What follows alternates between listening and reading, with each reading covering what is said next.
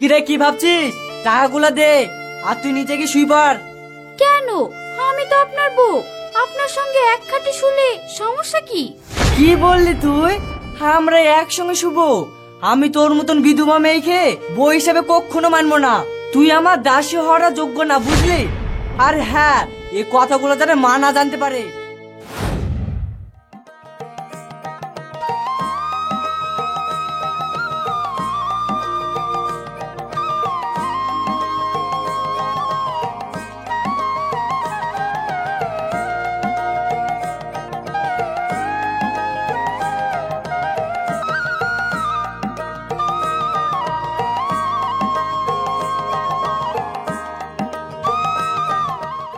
আব্বা, ও আব্বা, এই দেখো আমি তোমার জন্য খাবার এনেছি। এ কি মা সোহানা, তুই খাবার নিয়ে আসলি যে? যাকে তাকে দিয়ে মাঠে খাবারটা পাঠিয়ে দিল তো পারতিস। আব্বা, আমার মাঠে আসতে খুব ভালোই লাগে। বেশি কথা না বলে তুমি তাড়াতাড়ি এসে খাবারটা খেয়ে নাও।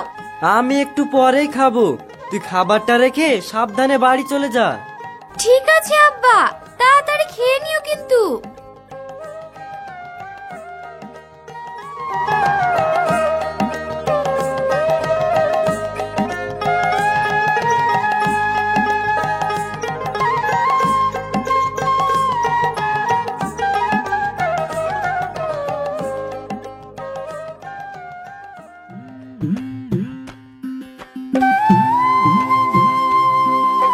বাহ, এবার তো মাঠের ধান খুব সুন্দর হয়েছে। হ্যাঁ গিন্নিমা, আপনি ঠিকই বলেছেন। এবার প্রতিটা জমির ধান খুব সুন্দর হয়েছে। গিন্নিমা, সামনে কাদা, সাবধানে পা ফেলেন, না হলে আবার পড়ে যাবেন।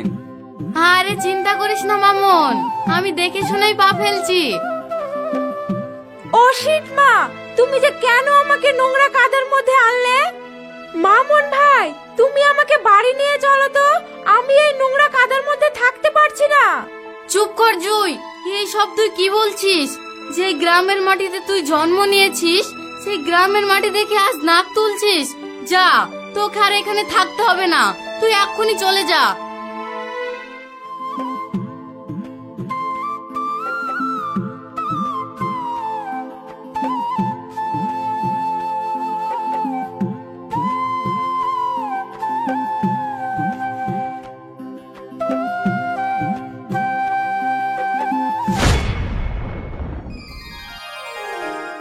সাবধানে দেখে পা ফেলবেন তো, এক্ষুনি কি অঘটনটাই না ঘটে যেত বলেন তো। এরপরে সাবধানে দেখে হাঁটবেন।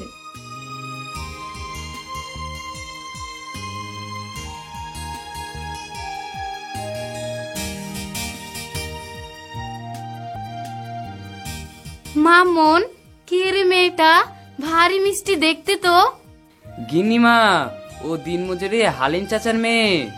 ও রূপে গুণে খুব সুন্দর দেখতে এবং ও খুব বুদ্ধিমতী। আমি আমার খোকার জন্য এরকম একটা মেয়ে খুঁজছি আমার বৌমা হিসেবে। মামুন, তুই হালিমকে বলে দিস আমরা কালই ওর বাড়িতে যাব।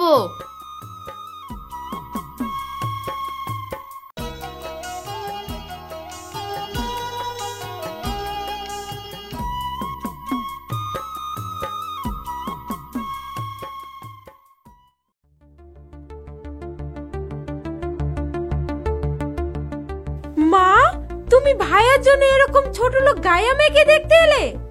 তুই এসব কি বলছিস জুই? হ্যাঁ মা, জুই তো ঠিকই বলেছে। তুমি কোনো শহরের মেয়েকে পেলে না? এই গায়া মেয়েটা আমাদের পরিবারের সঙ্গে মানিয়ে চলতে পারবে তো? চুপ কর তোরা, আগে মেয়েটাকে দেখ, তারপর না হয় এই সমস্ত কথা বলবি।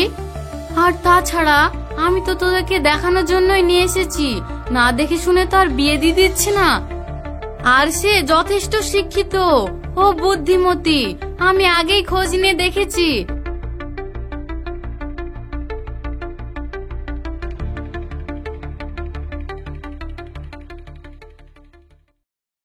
হালিম চাচা, ও হালিম চাচা।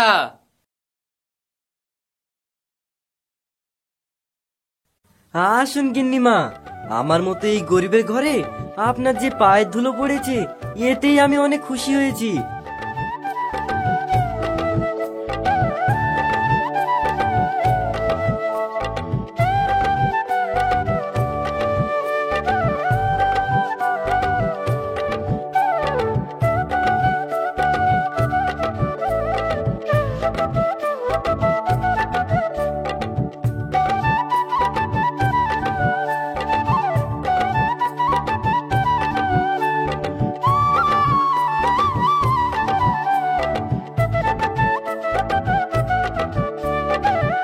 আসুন আসুন, বসুন।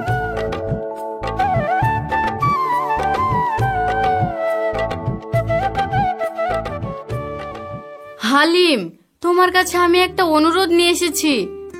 এ কি বলছেন গিন্নিমা? আপনি শুধু একবার আদেশ করুন, আমার কাছে কি চান? হালিম, তোমার মেয়েকে আমার ঘরের বৌমা হিসেবে নিয়ে যেতে চাই, তুমি কি দিবে আমায়? এ তো আমার সৌভাগ্য গিন্নিমা, আমার মতো দিনমজুরির মেয়েকে আপনার বাড়ির বৌমা হিসেবে নিয়ে যাবেন। হালিম, তোমার মেয়েকে একটু ডাকো। কই রে মা সোহানা, তাড়াতাড়ি একটু বাইরে আয়।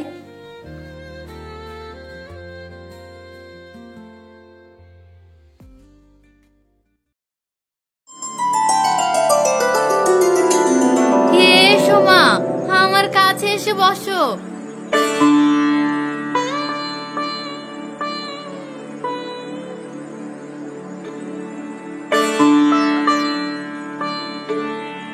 দেখো ভাইয়া, কি সুন্দর দেখতে তোমার হবু বউ।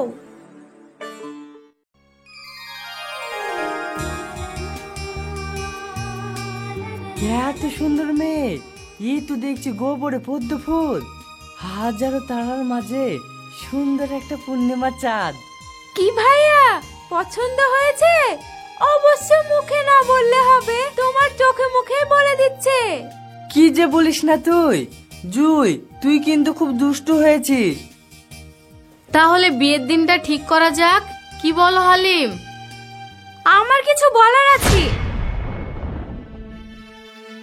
হ্যাঁ বলো মা, কি বলবে? আপনারা কি আমার বিষয়ে সব জেনে শুনে আপনার বাড়ির বউ করতে চাইছেন? মানে? আমি আসলে একজন বিধবা নারী। আমার এর আগেও একবার বিয়ে হয়েছিল, একটা সংসারও ছিল, অবশ্য কিছুদিনের মাত্র। মানে আমি একটা আয় বড় ছেলে হয়ে একটা বিধবা মেয়ের সঙ্গে বিয়ে করব? না, এটা কোনোভাবে সম্ভব না। ভাইয়া তো ঠিক কথাই বলেছে, চলো মা, আমরা এখান থেকে চলে যাই। না, আমি ফিরে যাব না। ফিরে যদি যেতে হয় তবে আমি বৌমাকে নিয়েই যাব। এটা তুমি কি বলছো মা? তুমি কি পাগল হয়ে গেছো? আর তোমাকে সমাজের লোকজনে বা কি বলবে? আর তাছাড়া আমারও একটা মতামত আছে নাকি? আমি কখনোই একটা বিধবা মেয়েকে আমার বউ হিসাবে মেনে নিতে পারবো না। দাঁড়াও, তাহলে তোমার যদি এটা শেষ কথা হয় তাহলে তুমিও আমার একটা শেষ কথা শুনে রাখো। তুমি যদি সোহানাকে বিয়ে না করো তাহলে তোমাকে আমি ত্যায্য পুত্র করব। মা, ছোট বাবু, আপনি একটু শান্ত হন। আমি আপনাকে একটা কথা বলি, আপনি ওদের কাছ থেকে এমন কিছু পণ চান যেন ওরা দিতেই না পারে। কি বলছিস তুই এটা? হ্যাঁ ছোট বাবু, এতে সাপও মরবে, লাঠিও ভাঙবে না। বাহ, দারুণ আইডিয়া। হ্যাঁ মা, আমি বিয়ে করব, কিন্তু আমার কিছু শর্ত আছে। শর্ত? শর্ত? হ্যাঁ শর্ত। আমি চাই উনারা আমাকে 5 লক্ষ টাকা, 10 ভরি সোনা আর একটা মোটর বাইক দিবে। এত কিছু? না, আমাদের এসব কিছু দরকার নেই। কিন্তু আমার তো আছে, আমার লাগবে। ঠিক আছে বাবা, আমি তাতেই রাজি। আমি তোমার সব পাওনা মিটিয়ে দেব।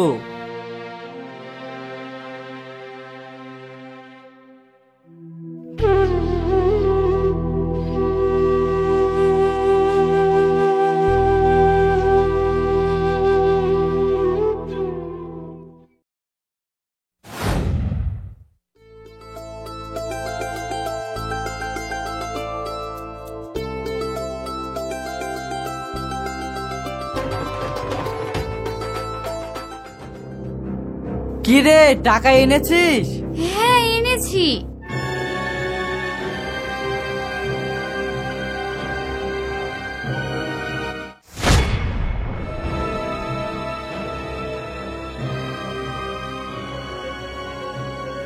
এতগুলো টাকা তোরা কোথায় পেলি?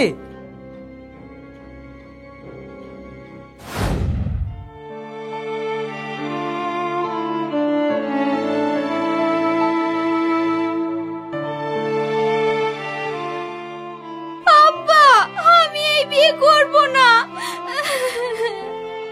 না মা, এ কি বলছিস তুই? তোর ভাগ্য নিজেই ধরা দিচ্ছে আর তুই বলছি বিয়ে করব না। না আব্বা, যে সুখ কিনতে তোমার শেষ সম্বল বাড়িটা বিক্রি করতে হবে, সেই সুখ কিনতে আমি চাই না। না রে মা, তুই হলি আমার সবচেয়ে বড় সম্পদ, তুই আর অমত করিস না। আব্বা,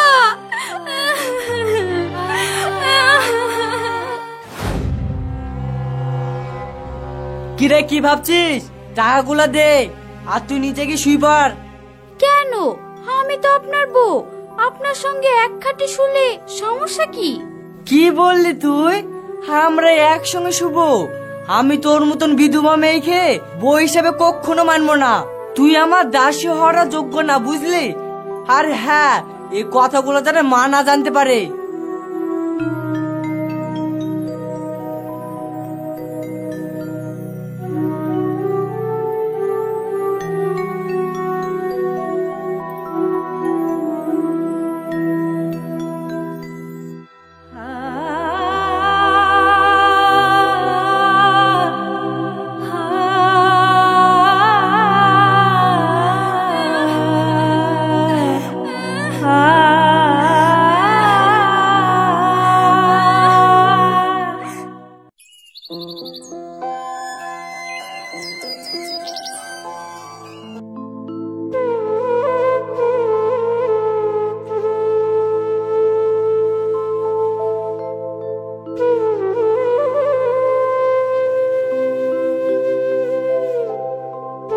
এই যে শুনছেন, অনেক বেলা হয়ে গিয়েছে, আপনি উঠুন আর এই নিন আপনার চা। তোর এত বড় সাহস, তোর নোংরা হাতে আমার জন্য চা নিয়ে এসেছিস? এই নে তো চা। ও মা গো, আমার হাত পুড়ে গেল গো।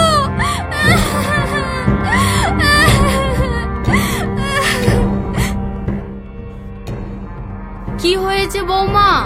কই কিছু না তো মা। হায় আল্লাহ, কি করে হলো এসব আনোয়ার?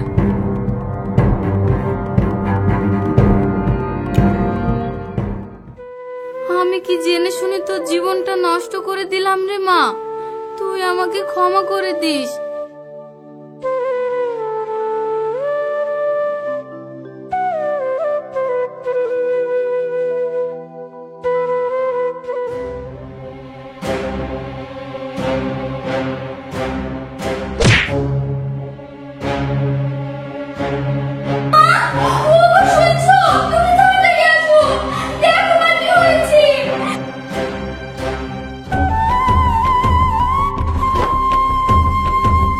কি হলো মা তোমার?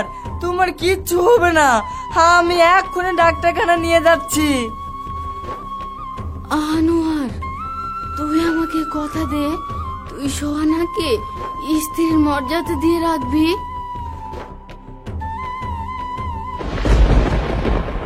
মা, এ কি হলো আপনার?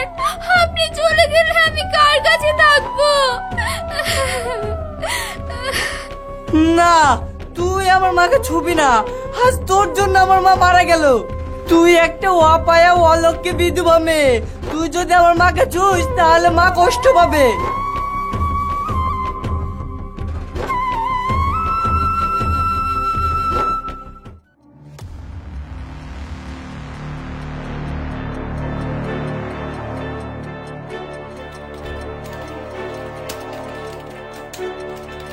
তোর এত বড় সাহস, তুই আমার ঘাটের উপরে শুয়ে আছিস?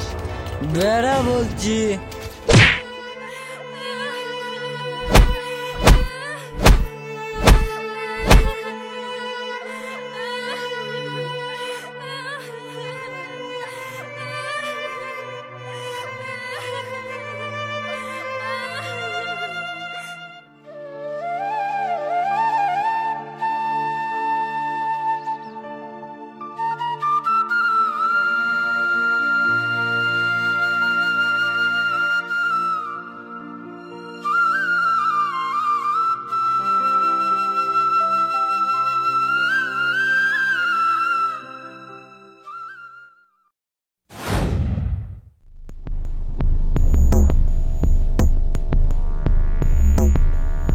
সোহানা, ও সোহানা, তুমি কোথায়? আপনি বাড়ি চলে এসেছেন? হাত মুখ ধুয়ে দুটো কিছু খেয়ে নিন।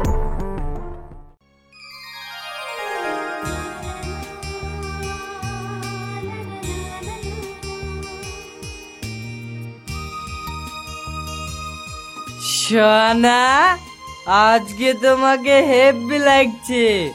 তুমি আমার বউ, আজ থেকে তুমি আমার কাছে শোবে। বউ, তুমি আমার কাছে এসো।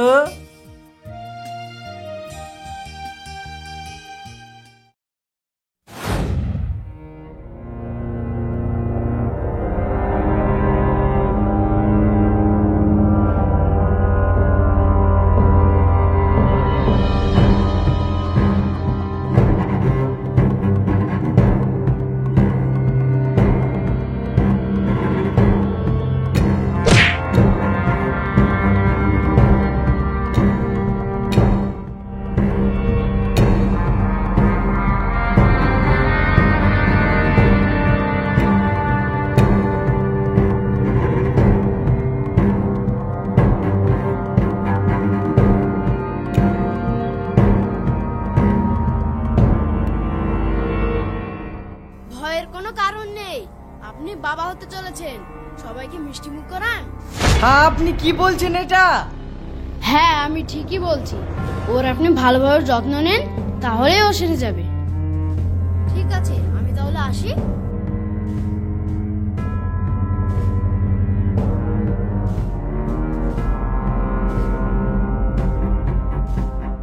সত্যি করে বল, এই সন্তানের বাবাকে, না হলে আজ তোকে মেরে ফেলবো। আপনি এসব কি বলছেন? এই সন্তানের বাবা আপনি? তুই কি ভেবেছিস তোর ওই পাপের পূজা আমি ঘাড়ে নেব? তুই এক্ষুনি বাড়ি থেকে বের হয়ে যা। না, আমি এই বাড়ি ছেড়ে কোথাও যাব না। প্লিজ, আপনি আমাকে এই বাড়ি থেকে বের করে দিয়েন না। তুই যাবি না, তোর ঘাড় যাবে।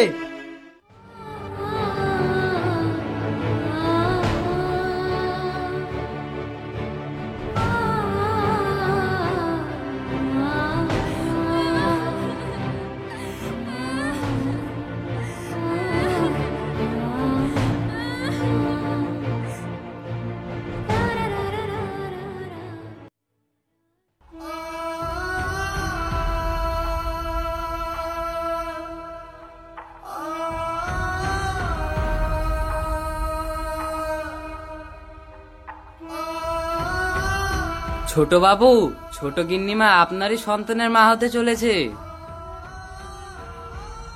তুমি এসব কি বলছো? কি প্রমাণ আছে তোমার কাছে? ছোট বাবু, প্রমাণ আমি নিজেই। কারণ আপনি রোজ রাতে মদ খেয়ে এসে ছোট গিন্নিমাকে মারধর করতেন, তা আমি আপনার দরজার পাশ থেকে শুনতে পেতাম। কিন্তু আপনি সেদিন ছোট গিন্নিমাকে মারধর না করে স্ত্রীর সম্মান দিয়েছিলেন।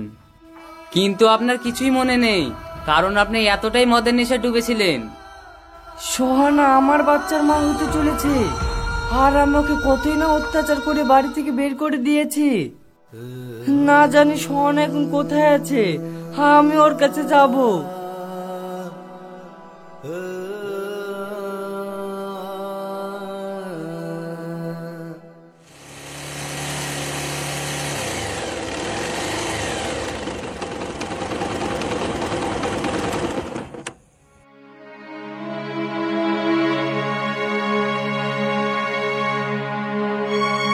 সোহানা, সোহানা, তুমি বেরিয়ে এসো।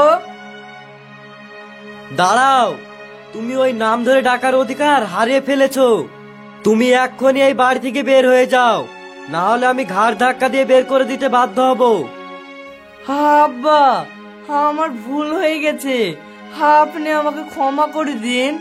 আমার সোহানার কাছে আমাকে যেতে দিন। কি হয়েছে আব্বা? তুমি এত চিৎকার করছো কেন? সোহানা, আমি তোমাকে নিতে এসেছি, তুমি আমাকে ক্ষমা করে দাও। এ কি, এটা আপনি কি করছেন? আপনি যে আপনার ভুল বুঝতে পেরেছেন, এটাই আমার কাছে অনেক। আর ক্ষমার কথা বলছেন, আমি তো আপনাকে অনেক আগেই ক্ষমা করে দিয়েছি। সোহানা, চলো আমরা বাড়ি ফিরে যাই। আব্বা, আপনি আমাদের সঙ্গে চলেন। আপনি আজ থেকে আমাদের সঙ্গেই থাকবেন।